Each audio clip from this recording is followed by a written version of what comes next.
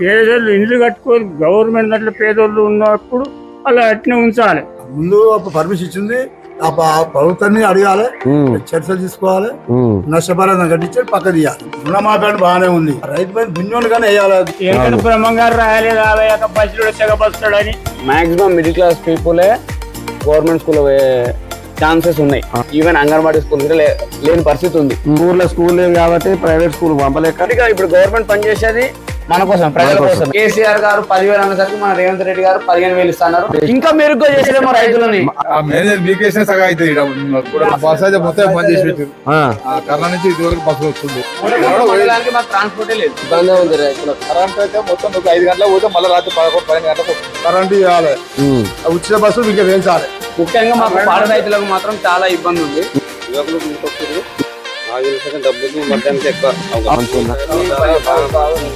కష్టాలు చెప్పుకోవడానికి అవకాశం ఉంటుంది. హాయ్, హలో, నమస్తే. JSquareS టీవీకి వెల్కమ్. ఈరోజు వార్తా విశేషాల్లో జనం మాట కోసం కదిలేనిగూడెం గ్రామం రావడం జరిగింది. ఆంధ్రజ్యోతి దినపత్రికలో వచ్చినట్టు వార్తలు. హైడ్రాకు హైపవర్, విశేష అధికారులు కల్పిస్తూ కేబినెట్ నిర్ణయం. నేడో రేపో ఆర్డినెన్స్. వాల్టా HMDA GHMC చట్టాల అధికారాలు. 169 మంది అధికారులు, 946 మంది సిబ్బంది. ORR లోపలి కోర్ ఏరియా అంతా హైడ్రా పరిధిలోకి. ప్రభుత్వ స్థలాలు, చెరువుల పరిరక్షణ బాధ్యత దానిదే. SLBC టన్నెల్ అంచనా 4,637 కోట్లు. RRR దక్షిణ భాగం అలైన్మెంట్ ఖరారు కమిటీ. తెలుగు వర్సిటీకి సురవరం, మహిళా వర్సిటీకి ఐలమ్మ, హ్యాండ్లూమ్ సంస్థకు కొండా లక్ష్మణ్ బాపూజీ పేరు. 8 కొత్త మెడికల్ కాలేజీలకు 3,000 పోస్టుల మంజూరు. ఈ ఖరీఫ్ సీజన్ నుంచే సన్నాలకు 500 బోనస్. కేబినెట్ నిర్ణయాలు. 3 గంటల పాటు సమావేశం.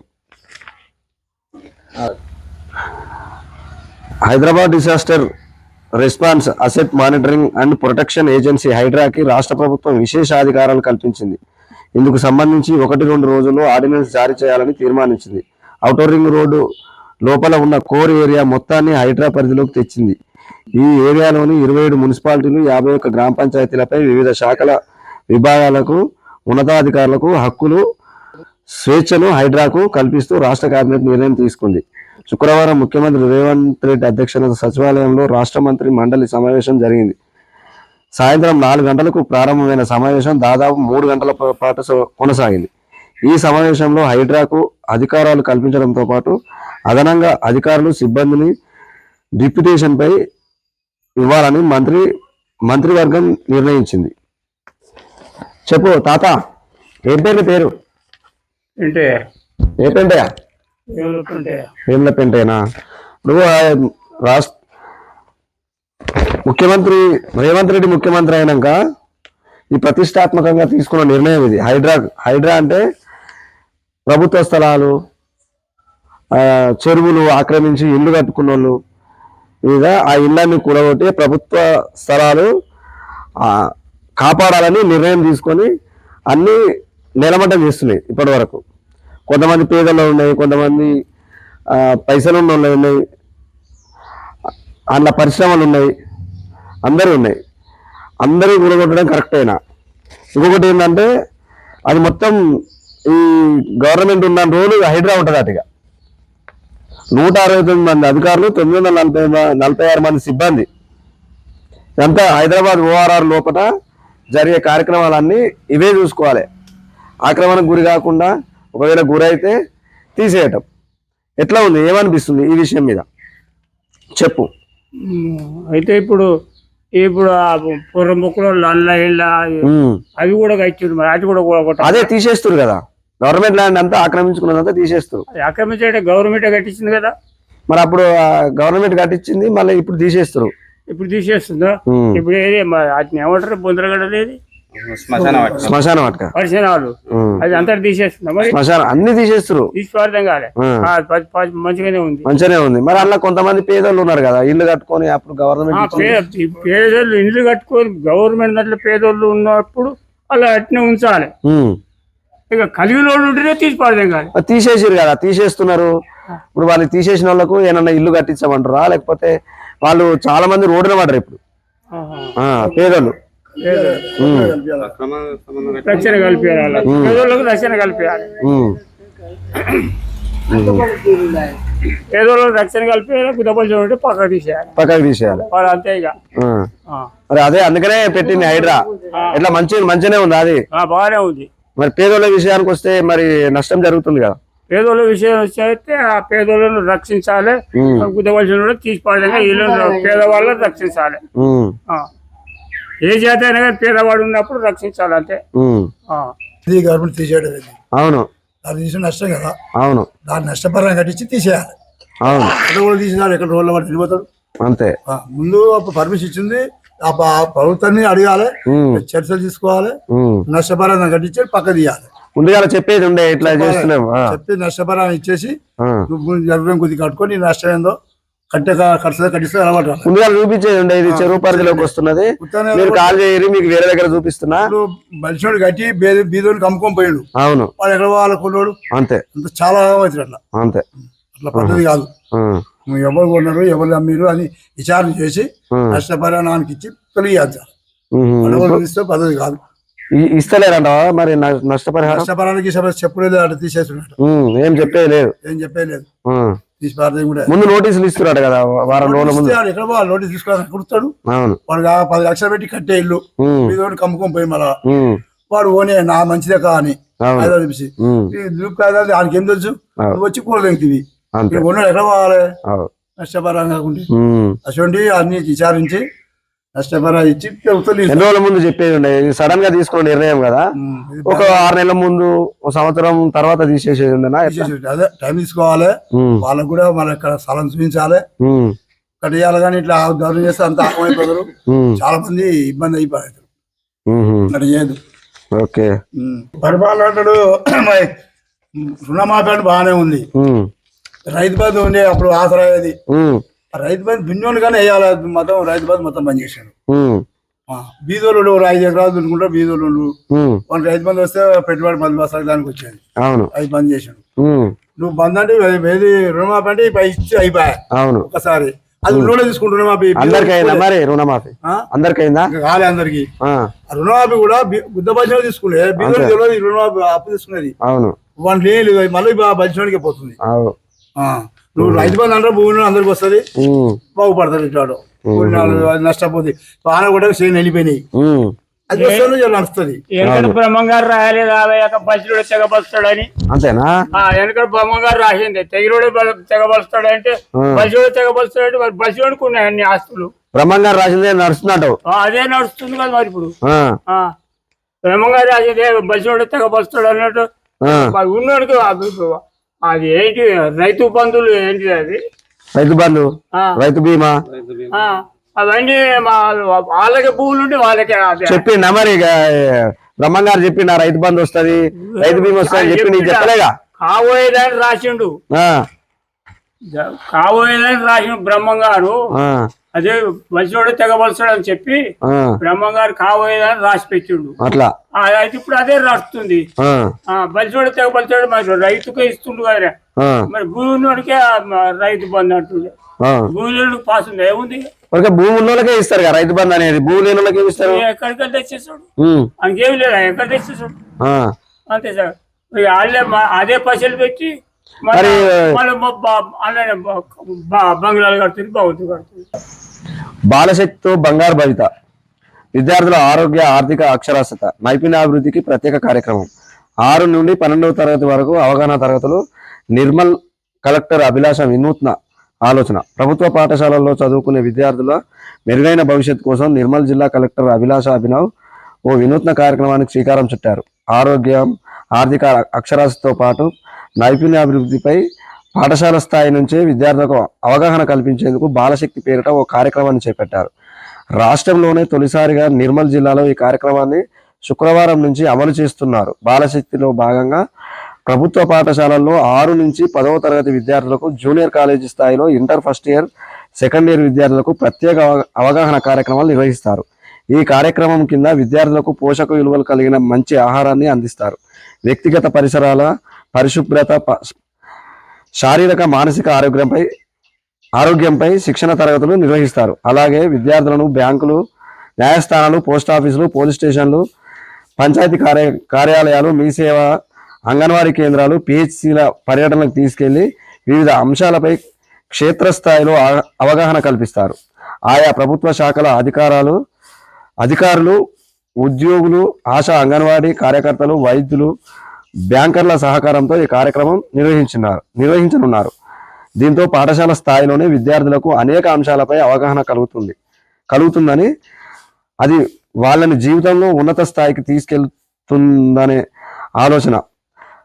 జిల్లాలోని పాఠశాలలు, కళాశాలల్లో పర్యటించి విద్యార్థుల పరిస్థితిని స్వయంగా పరిశీలించిన కలెక్టర్ అభిలాష ఈ బాలశక్తికి రూపకల్పన చేశారు. బాలశక్తికి ప్రయోగాత్మకంగా అమలు చేసేందుకు జిల్లాలోని 52 ప్రభుత్వ పాఠశాలలను ఎంపిక చేశారు. అంతేకాక నిర్మల్లోని కస్బా మైనార్టీ గురుకుల పాఠశాలలో బాలశక్తి కార్యక్రమాన్ని శుక్రవారం ప్రారంభించారు.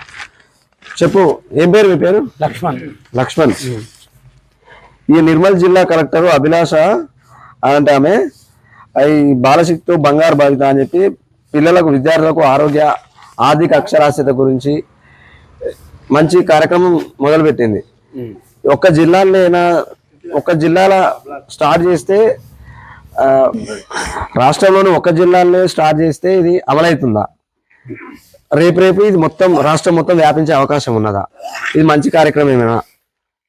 ఆ కార్యక్రమంపై మేము సంతోషం వ్యక్తం చేస్తున్నాము. ఎందుకనంటే మాక్సిమం మిడిల్ క్లాస్ పీపులే గవర్నమెంట్ స్కూల్లో ఛాన్సెస్ ఉన్నాయి. ఎందుకంటే ఇప్పుడున్న ప్రస్తుత ఖర్చుల తగ్గట్టు వాళ్ళు ప్రైవేట్ స్కూల్లో పోలేక, వాళ్ళ ఆర్థికంగా వాళ్ళు లేక, వాళ్ళు ఎట్టి పరిస్థితుల్లో గవర్నమెంట్ స్కూల్ వైపే మొగ్గు చూపిస్తారు.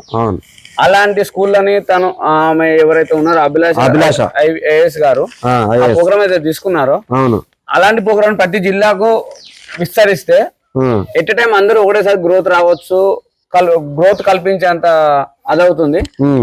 వాళ్ళు మాక్సిమం ప్రతి జిల్లాకు ఒకటి స్టార్ట్ చేసి మాక్సిమం మిడిల్ క్లాస్ పీపుల్ ఎవరైతే ఇప్పుడు ప్రస్తుతం మా ఊర్లో స్కూల్ ఇట్లా ఈవెన్ అంగన్వాడీ స్కూల్ ఇట్లా లేని పరిస్థితి ఉంది. అలాంటి ఊర్లను మోటివేట్ చేస్తూ, అలాంటి ఊర్లలో పిల్లల్ని ఎవరైతే పనికి తోలుతున్నారో వాళ్ళని స్కూల్ వైపు మళ్లించే దిశగా అలాంటి పనికి తోలుతున్నారా స్కూల్ స్టిల్ నడుస్తుంది. ఎందుకంటే ఆర్థిక ఇబ్బందుల వల్ల వాళ్ళు ఏం చేయలేకపోతున్నారు. వాళ్ళ ఆర్థిక పరిస్థితుల వల్లనే వాళ్ళ పిల్లల్ని పనిలోకి తోలుతున్నారు. ఊర్లో స్కూల్ లేదు కాబట్టి ప్రైవేట్ స్కూల్ పంపలేక వాళ్ళు గవర్నమెంట్ స్కూల్ కి వీళ్ళ ఆర్థిక పరిస్థితులు బట్టి ఇక్కడ అందుబాటులో లేక పొరుగురికి వెళ్ళాలంటే వాళ్ళకి ట్రాన్స్పోర్ట్ కావాలి. ట్రాన్స్పోర్ట్ కావాలంటే మా ఊరికి ఆర్టీసీ లేదు. అలాంటి చిన్న చిన్న సమస్యల వల్ల వాళ్ళ బంగారు భవిష్యత్తు అనేది అడ్డుపడుతుంది. దాని గురించి ప్రతి ఒక్క జిల్లాలో పైలట్ ప్రాజెక్ట్ గా తీసుకొని ప్రతి ఒక్క జిల్లాలో అందరికి శిక్షణ తరగతులు క్రియేట్ చేసి, ప్లస్ గ్రామాన తిరుగుకుంటూ గ్రామంలో ఎవరైతే పిల్లలు చదువు వైపు కాకుండా వేరే పనుల వైపు మళ్తున్నారో వాళ్ళని డైవర్ట్ చేస్తూ మళ్ళీ చదువుల వైపు డైవర్ట్ చేసి సక్సెస్ అయిద్దంటారా? మరి ఇది సక్సెస్ అయిద్దంటారా? గవర్నమెంట్ తెలుసుకుంటే ఏదైనా సక్సెస్ అవుతుంది. గవర్నమెంట్ కూడా దీన్ని సీరియస్ తీసుకోవాలి. ఇఫ్ తన ఏదైతే ప్రాజెక్ట్ స్టార్ట్ చేసిందో అది సక్సెస్ అయి చూపిస్తే సేమ్ ఆ ప్రాసెస్ ని గవర్నమెంట్ కి మనం చెప్తే ఆటోమేటిక్ గా ఇప్పుడు గవర్నమెంట్ పనిచేసేది మన కోసం, ప్రజల కోసమే. ఇన్ కేసు 100% సక్సెస్ అయినప్పుడు గవర్నమెంట్ ఏం చేయలేకపోతుంది. గవర్నమెంట్ ఒకవేళ చేయలేకపోయినా మనం దాన్ని చేసే విధంగా మనం ప్రయత్నం చేద్దాం. మన వంతుగా మనం ప్రయత్నం చేద్దాం. దాని వంతుగా ఆ మేడం ఏదైతే చేసిందో అలాంటి పనులు మాకు కావాలని చెప్పేసి మనమే కొట్లాడదాం. పైన అంతే కొట్లాడితే ఖచ్చితంగా గవర్నమెంట్ మనకు అరేంజ్ చేస్తుంది. మన పిల్లల భవిష్యత్తు గురించి గవర్నమెంట్ పనిచేస్తుంది. మన పిల్లల భవిష్యత్తు గురించే మనం ప్రభుత్వాన్ని ఎన్నుకుంటున్నాం.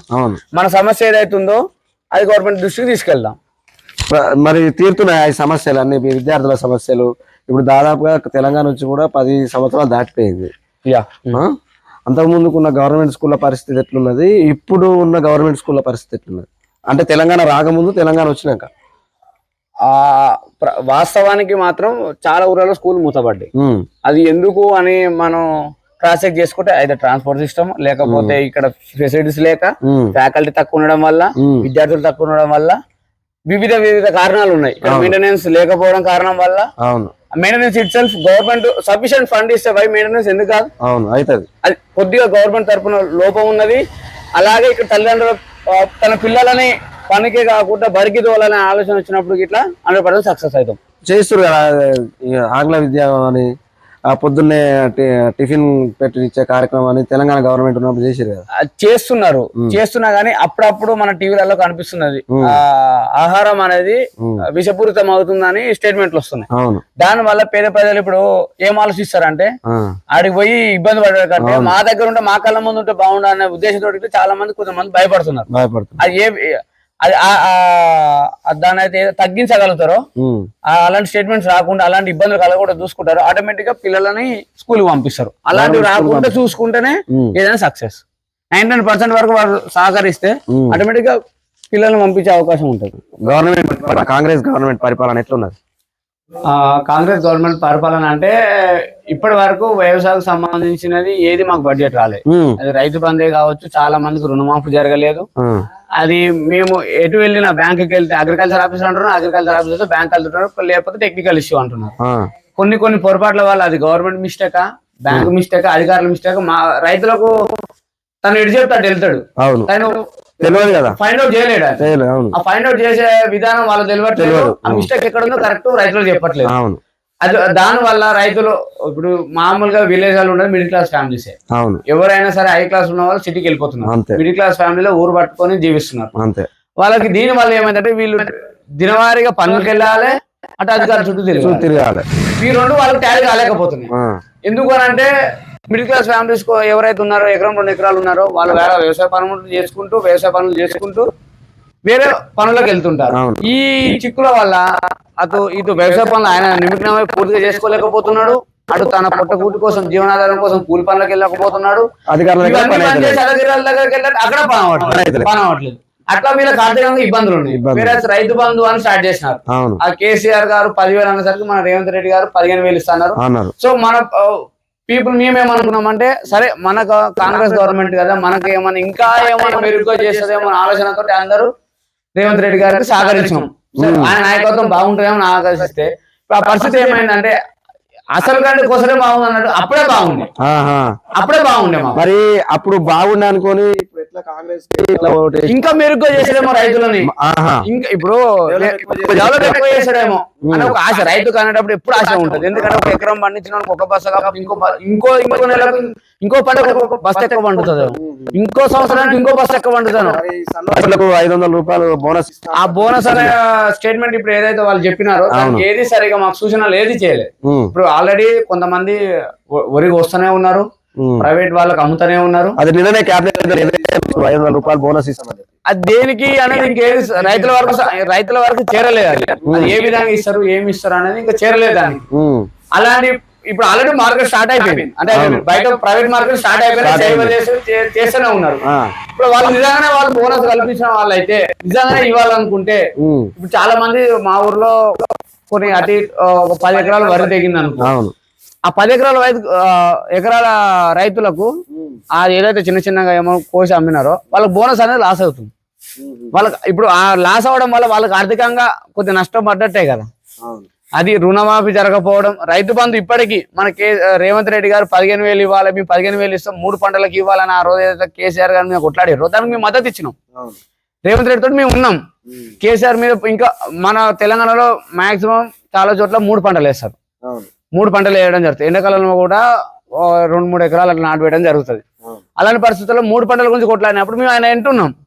ఆ 3 పంటలు కాదు, ఒక్క పంటకి వచ్చే ఛాన్స్ లేదు మాకు. 15,000 ఇస్తాడు, పింఛన్లు కూడా 4,000 ఇస్తాను కూడా ఇవి ఇస్తాడు. చేసేటి ఏ సక్కలు సకాలేవు, మరి మంచిగా ఉంది అంటారు కదా. బ్యాంక్ కాడికి పోతే రుణమాఫీ కూడా అయితలేదు. రుణమాఫీ అయితే లేదు, చేసింది 2 లక్షల రూపాయలు రుణమాఫీ అయినాయి చాలా మంది. ఎందుకు ఇక ఎందుకని ఎక్స్ట్రా అయినా కూడా కట్టమంటే కూడా కట్టినాము, అట్లా కూడా కాలేదు.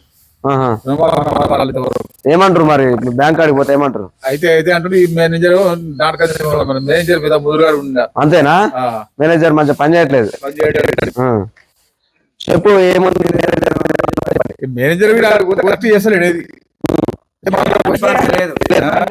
ఆ మేనేజర్ మీకేసిన సగా అయితే కరెక్ట్ పని లేదు. ఏదో ఓటుతో పంచాయతీ పెట్టినప్పుడు అది మొగం చేసి పోటీ పెడుతుండ్రు.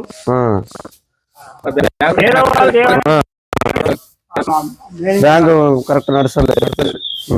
ఆ మేనేజర్ గారిని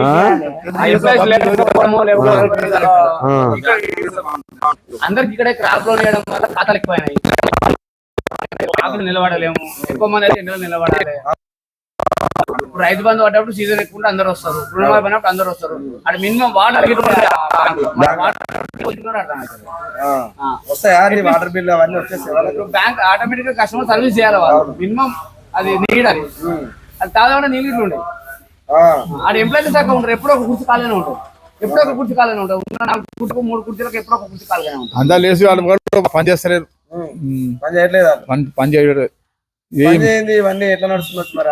మేనేజర్ చెప్తాడు కానీ కుర్చీ ఒక్క పని కోసం 4 రోజుల రాదు. తాళం వేసి ఎక్కువ ఉంటే తాళం తీసి తక్కువ ఉంటుంది ఆడ. బ్యాంకు చాలా ఇబ్బంది అవుతుంది. అప్పుడు అది ఆ సమయం ఏదైతే ఉందో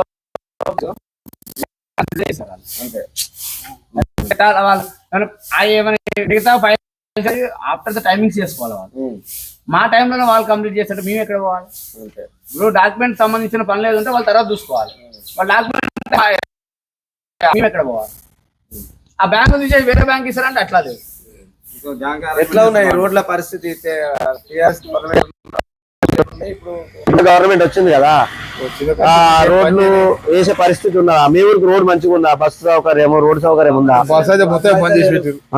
కరోనా నుంచి ఇది వరకు బస్సు వస్తుండే, కరోనా నుంచి బస్సు లేదు, సౌకర్యం లేదు. మరి అప్పుడు జనం ఎక్కలేరేమో, అందుకనే తీసేసినట్టు.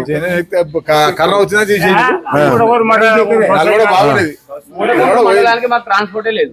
ముటకొండూరు మండలం ట్రాన్స్పోర్ట్ లేదు. ప్రైవేట్ వెహికల్స్ ఇక్కడ నుంచి మండలం తీసేసిన బాగుంది మాకు. మండలం తీసేయాలంటారా? తీసేసి ఎక్కడ పోతారు మరి? ఆత్మకూరికేనా? చాలా మండలం చేసినా మాకు నో ప్రాబ్లం. మరి అన్నారు కదా బీర్లాలే గారు తీసుకొచ్చి పెడతాడు. మరి అయితుండొచ్చా? చేస్తాడా? చేస్తారా? నమ్మకం తక్కువ ఆయన కూడా చేసుడే. ఎందుకు మండలం ఎందుకు ఇబ్బంది అవుతుంది మరి మీకు?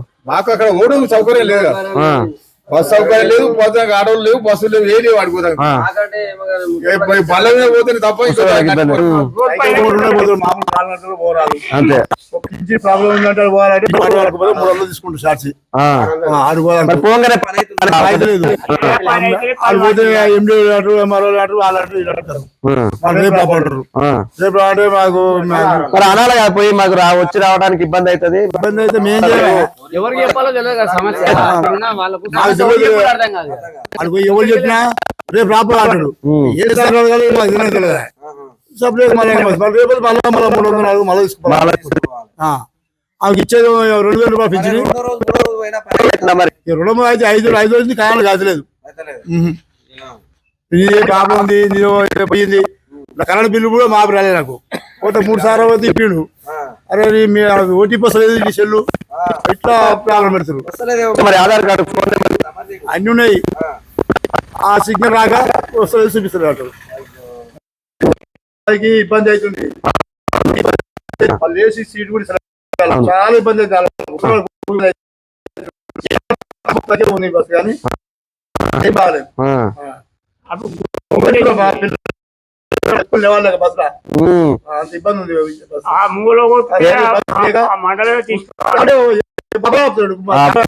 వచ్చి కూర్చున్నాడా ఎప్పుడు పోవాలి? పైసలు లేరా? అవును, కార్డు పడుకొని పోయా బస్ దొరకపోయా ఎట్లా పోవాలి? అంతే ఇబ్బంది లేదు. మొత్తం కాలేజ్ పిల్లలకు కూడా ఇబ్బంది అవుతున్నారు. కూడా కాలేజ్ పిల్లల కాడ బాగా సరైనదా టైం ఆయన ఫస్ట్ కాలేజ్ ఆపినాడు. కాలేజ్ పోతే ఆ గేట్ బంద్ చేస్తాయి. పరీక్ష చాలా ఇబ్బంది అవుతున్నారు. ఇంకా అయ్యమ్మ తిరుగుతున్నామని ఆ పోరాలు ఇబ్బందితో ఓడు ఆత్మహత్య చేసుకుంటూ ఓడి పోతులు అనుకుంటున్నారు. ఆడోళ్ళకి ఇచ్చే దానికి 24 గంటల కరెంట్ ఇస్తా అంటుండు. ఇస్తున్నా, వస్తుందా వ్యవసాయానికి? వస్తలేదా? మొత్తం రెప్ప పాటన పోయినా అందరి మీద కేసులు పెడితే అధికారుల మీద అని అన్నాడు ముఖ్యమంత్రి గారు. ఉంటుందా? 24 hours ఉంటుందా వ్యవసాయానికి? వస్తుంది. ఇబ్బంది ఉంది రైతులకు కూడా కాలిపోతున్నాయి కరెంటు వల్ల. కరెంటు ఎక్కువ తక్కువ వచ్చి మోటార్లు కాలిపోతున్నాయి. వస్తుంటే పోతుంటే మోటార్లు కూడా కాలిపోతున్నాయి. చాలా ఇబ్బంది ఉంది రైతులకైతే. ఈసారి చాలా మోటార్ పోయినాయి, చాలా మోటార్ పోతుంది. ఆహా. ఇప్పుడు ఆ పోయిన ఇప్పుడు బీఆర్ఎస్ గవర్నమెంట్ కి గవర్నమెంట్ కి ఏమైనా తేడా ఉందా? చాలా తేడా ఉంది. తేడా అంటే ఏ విధమైన తేడా? కరెంట్ అయితే మొత్తం ఒక 5 గంటలకు పోతే మళ్ళీ రాత్రి 11-12 గంటలకు వస్తుంది. ఏది బావలకారి కరెంట్? బాలకారి కరెంట్ అప్పుడు ఉండగానే అయితే పోయేది, సరే ఎప్పుడో సారి తక్కువ పోయినప్పుడు పోయేది, మళ్ళీ వచ్చేది. కానీ మొత్తం పోతుంది, తీసేస్తుంది. మరి ఏం చెప్తారు చెప్పండి గవర్నమెంట్ కు? ఇక ఏం చెప్పేది నాకు చెప్పి ఇప్పుడు ఆయన ఊసిపోయేది ఉంది. అదే మాకు ఇవి కావాలని అడగాలి కదా. రైతు బంధు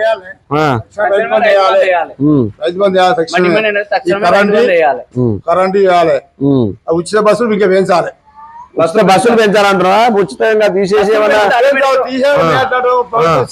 బస్సులు పెంచాలి, బస్సులు పెంచాలి, తీసేటట్టు అది చేస్తాను చేయాలి. 5 ఏళ్ళ దాకా ఇంకా బస్సులు పెంచాలి, ఇబ్బంది కాకుండా. అట్లా బస్సులు పెంచాలి అంతే. ముఖ్యంగా మాకు పాడి రైతులకు మాత్రం చాలా ఇబ్బంది ఉంది. పాడి రైతుల బిల్లులు ఇప్పటికీ దాదాపు ఇప్పుడు 6వ బిల్లు నడుస్తుంది. 3 నెలల బిల్లులు ఇంకా పెండింగే ఉన్నాయి. ఊర్లలో చాలా మంది వ్యవసాయం మీద సరిగా మిగలట్లేదేమో అని చెప్పి పాడి పరిశ్రమ పైకి వెళ్తే అక్కడ ఇట్లా నష్టాలే ఉన్నాయి. ప్రధానంగా ఏంటంటే వాళ్ళ చిట్టీలే ఉంటాయి, ఆ లోన్లే ఉంటాయి. వాళ్ళు కట్టకపోతే వాళ్ళు సిబిల్ తీసేస్తారు. ఆ లోన్లు కట్టకపోతే చిట్టీలు కట్టకపోతే వాళ్ళ దగ్గర ముఖం ఉండదు, చిట్టి లోన్లు కట్టకపోతే సిబిల్ డౌన్ ఉంటది, వాడు మరోసారి లోన్ ఇయ్యడు. వాళ్ళు మా ఊర్లో చాలా మటుకు పాడి రైతులు దాని మీద డిపెండ్ అయి బతుకుతున్న వాళ్ళు ఉన్నారు. చాలా మంది పశువుల మీద జీవనాధారం సాగిస్తున్న వాళ్ళు ఉన్నారు. అది ప్రతి ఊర్లో ఉంది. మా ఊర్లో ప్రధానంగా దాని మీద చాలా మంది వ్యవసాయం మీద మిగులుతుంది. భూమి లేని వాళ్ళు మిగిలట్లేదు, కౌలు చేసి ఏం మిగిలట్లేదు అనే ఉద్దేశంతో పాడి పరిశ్రమను పెట్టుకుంటే దాని మీద ఇలా గవర్నమెంట్ కక్ష సాధింపు లాగా బిల్లులు ఇవ్వకపోవడం, తను రైతు పోసిన పాలకు తన బిల్లు కట్టకపోవడం, టైంకి ఇవ్వకపోవడం, వాళ్ళకి ఆర్థికంగా చాలా ఇబ్బందులు ఉన్నాయి. ఎట్టి పరిస్థితుల్లో రైతు బంధు ఈ పాడి పరిశ్రమను తెలంగాణలో బాగు చేయాలని కోరుకుంటున్నాం. ఓకే, ఇప్పుడు స్థానిక ఎలక్షన్లు వస్తాయి కదా, వస్తాయి నెక్స్ట్ 2 నెలల్లో 3 నెలల్లో వచ్చే అవకాశం ఉంది. బీసీ కులగణన చేసిన తర్వాత నోటిఫికేషన్ ఇస్తానని అంటున్నాడు. బీసీ కులగణన అయ్యే అవకాశం ఉందా? ఎందుకు ఉండదు? 100% ఉంటుంది. 100% ఉంటుంది. ఇప్పుడు మా ఊర్లో కొత్తగా ఓటర్ లిస్ట్ వచ్చింది, అటువంటి దాంట్లో తెలిసిపోతుంది ఎంతమంది మహిళలు ఉన్నారు, ఎంతమంది మగవాళ్ళు, ఎంతమంది స్త్రీలు ఉన్నారు, ఎంతమంది మగవాళ్ళు ఉన్నారు. ఆటోమేటిక్ గా చిన్న గ్రామ పంచాయతీ తెలిసిపోయింది. ఆటోమేటిక్ గా యూఐడి ఉంటుంది, ఆధార్ ఉంటుంది. ప్రతి ఒక్కరికి ఆధార్ మీద బీసీబీ, బీసీఏ, బీసీడీ అని ఉంది. బీసీ అని ఉంటది, ఓసీ అని ఉంటుంది, ఎస్సీ అని ఉంటది. గవర్నమెంట్ దగ్గర అన్ని డీటెయిల్స్ ఉన్నాక ఇంకా గణన ఏముంది? గణన ఏముందంటే చేస్తారు అంటారు కదా. ఇప్పుడు వాళ్ళ చేతుల పని వాళ్ళు చేయలేక అని చెప్పడం. మేము ఏ ఫామ్ నింపినా కులం అడుగుతుంది, ఏ అప్లికేషన్ నింపినా కులం అడుగుతుంది, ఏ ఆఫీస్కి వెళ్ళినా కులం అడుగుతుంది. అంతా ఆన్లైన్ అయినా డాక్యుమెంట్ సెర్చ్ చేసేది ఏముండదు కదా. ఇంకా అది ఈజీ ప్రాసెస్. వాళ్ళకు ఉన్న డేటాని ఒక దగ్గర మ్యాచ్ చేయడానికి ఏముంది వాళ్ళకి, అంతే. చేయడానికి కూడా చేస్తుంది. వద్దు చేస్తే ఈ నెల 2 నెలల్లో సాధ్యమయ్యే పనేనా? ఎందుకంటే విత్ ఇన్ 1 వీక్ లో ఇట్లా చేయొచ్చు. మండల ఆఫీస్ ఉంది, వాళ్ళ దగ్గర చాలా మంది ఇన్కమ్ సర్టిఫికేట్ తీసుకుంటారు. క్యాస్ట్ సర్టిఫికేట్ ఆల్రెడీ మండల ఆఫీస్ లో నమోదు అయి ఉంటది. మండల ఆఫీస్ లో ఆ క్యాస్ట్ సర్టిఫికేట్ లా ఆటోమేటిక్ గా తెలిసిపోతుంది ఎన్ని ఇష్యూ చేసారు, ఈ ఇష్యూ చేసిన దాంట్లో ఎంతమంది బీసీలు ఉన్నారు. ఆన్లైన్ చేస్తే తెలిసిపోతుంది. దాంట్లో సపరేట్ చేయాల్సిన అవసరం ఏముంది? లేదు అనుకున్నా గానీ ఒక్కొక్క విలేజ్ కి ఒక ఆఫీసర్ ని చేసి టక ఒక్కొక్క విలేజ్ లో ఒక్కొక్క రోజు చేసినా సరిపోతుంది. అది ఈజీ ప్రాసెస్. వాళ్ళ డేటా అంతా, మా డేటా అంతా గవర్నమెంట్ దగ్గర ఉన్నది. ఇంకా కొత్త డేటా కలెక్ట్ చేయడం ఏముందా? ఈచ్ అండ్ ఎవ్రీథింగ్ గవర్నమెంట్ దగ్గర మాది ఉన్నది. ఇంకా మళ్ళీ కొత్తగా చేయడం ఏముంది? రిజర్వేషన్ ఏది వస్తుంది అనుకుంటారు మీ ఊరికి? మొన్నటి వరకు ఏది ఉంది? ఇప్పుడు గవర్నమెంట్ ఇంతకుముందుకి ఎస్సీ ఉండే, ఇప్పుడు ఏది వస్తా అనేది ఇంకా స్పష్టత లేదు. మాకు స్పష్టత లేదు. వస్తే ఏది వస్తుంది అనుకుంటారు? ఏది వచ్చినా మాకు పర్లేదు. చాలా మంది ఉన్నారు లైన్ లో. ఏదైతే స్థానిక ఎలక్షన్లల్లా ఎక్కువ మద్యం డబ్బుతోనే అవసరం ఉంటది. ఇన్ని సంవత్సరాలు మద్యం డబ్బే నడిపించింది. ఈ సంవత్సరం ఎట్లుంటది అంటారు? యువకులకు పనిచేసే వాళ్ళకి అవకాశం ఉంటది అంటారా, లేకపోతే డబ్బు మద్యానికే ఎక్కువ అవకాశం ఉంటది అంటారా? అవకాశం ఉంటది. ఇప్పుడు మీరేమంటారు? నీ తరఫున నువ్వు మద్యం తీసుకొని డబ్బు తీసుకొని ఓటేస్తావా? మరి మద్యం డబ్బు తీసుకుంటే మనతో ఏమైతే మరి డెవలప్ కాదు కదా. మరి అట్లా ఉన్నప్పుడు ఒకరే ఇద్దరితో అవును అందరు కలిసి డబ్బుకు అమ్ముడుపోయి చేస్తారు. జరుగుతుంది, ఇప్పుడు కూడా అదే జరుగుతుంది. దాన్ని బట్టి మరి డెవలప్ కాదు కదా. ఇప్పుడు డబ్బు ఖర్చు పెట్టిన ఆయన డెవలప్ చేసుకుంటా, అదే ఆయననే డెవలప్, ఆయననే అవుతాడు కదా, ఆయననే డబ్బు సంపాదిస్తారు కదా, ఊరిని డెవలప్ చేయడు కదా. అందరి దృష్టికి రావాలి, మాకు డెవలపే కావాలి, డబ్బు ఏముందని చెప్పుకుంటే డెవలప్ అయ్యే అవకాశం ఉంటది. కానీ అందరూ డబ్బుకు మధ్యానికి అలవాటు పడి దానికి ఓటు వేయడం జరుగుతుంది. అది వెనకబడిపోతుంది. మన గ్రామ అభివృద్ధి కుంటుపడుతున్నాడు. కుంటుపడిపోతుంది. దానికి ఎలాంటి మార్గం లేదు. అయితే పోతే మన ఫస్ట్ డబ్బు అప్పటి మందమే చూసుకుంటాం. మన ఊరు డెవలప్ అవ్వాలి, ఇంకా మంచిగా అభివృద్ధి చేస్తున్నామని ఆలోచన లేదు పబ్లిక్ లేదు. ఎవరు ఇస్తారు, ఎవరు డబ్బు ఇస్తారు, ఎవరు మంది ఇస్తారు, వాళ్ళనే మంది ఇస్తే వాళ్ళకే ఓటేస్తారు. పైసలు ఖర్చు పెడతారని అటు వేసే వరకు మామూలుకి ఏమైతే జరుగుతలేదు. మరి మీరు ఎట్లా వేస్తారు? డబ్బు తీసుకుంటారా? మరి మీరు డబ్బు తీసుకోండి, పని చేసేటైతేనే లేకపోతే డబ్బుకు పైసలకి అయితే మీరు లొంగరు అనుకుంటున్నాం. ఇప్పుడైతే మీ ఊర్లో అట్లా ఈసారి నుంచి మారదాం అనుకుంటున్నాం. వీళ్ళు మా వాళ్ళు వస్తారు, ఎలక్షన్లకు వస్తారు, హైదరాబాద్ ఉంటారు, గెలుస్తారు, హైదరాబాద్ పడుతున్నారు. మా పరిస్థితి పోలీసు వచ్చి పట్టుకోకపోయి వస్తలేరు. తెలియదా ఇంత ముందు వాళ్ళు హైదరాబాద్ ఉంటారు, ఓటే వేసే ముందు తెలియదా? తాకింది కాబట్టి ఇప్పుడు మేము మారాలనుకుంటున్నాం. ఊళ్ళో ప్రజలందరూ మారాలనుకుంటున్నాం. ఊరు ఉన్నోనికే వాళ్ళ డబ్బులు ఉన్నాయా లేవా వ్యక్తిగత గెలిపించుకొని పని చేయించుకోవాలని అనుకుంటున్నాం. మరి ఊర్లో ఉన్నాయన కూడా గెలిచినాక మళ్ళా పోతాడు.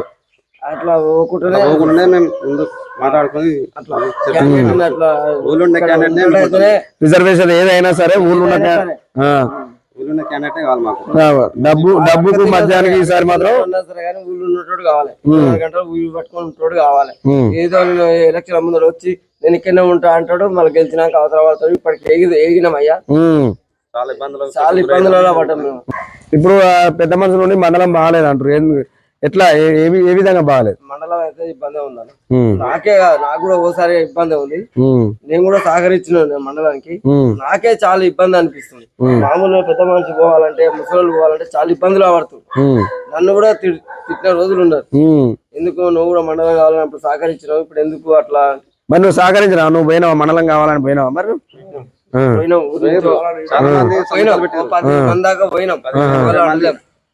అప్పట్లో పోయినాం. అట్లా మీకు రవాణా ఇబ్బంది ఉందా, లేకపోతే అక్కడ పని కావట్లేదా? పని రవాణా ఇబ్బంది ఉంది, పని కూడా అయితలేదు. ఇవాళ పోతే నాకే నేను ఇంత తిరుగుతూనే రేపు రాపం మా ప్రాపం అని జరుపుతున్నాను. మామూలు పరిస్థితి గీసుంటోళ్ళు చిన్నమ్మ ఇట్లా పోతే, ముసలి పోతే ఎంత ఇబ్బంది. వాళ్ళు 3-4 రోజులు అయితే తిరగలేదు. మనం అంటే బండి నడిపి వస్తుంది, ఎటో రకంగా పోతాం. చాలా ఇబ్బంది ఉంది.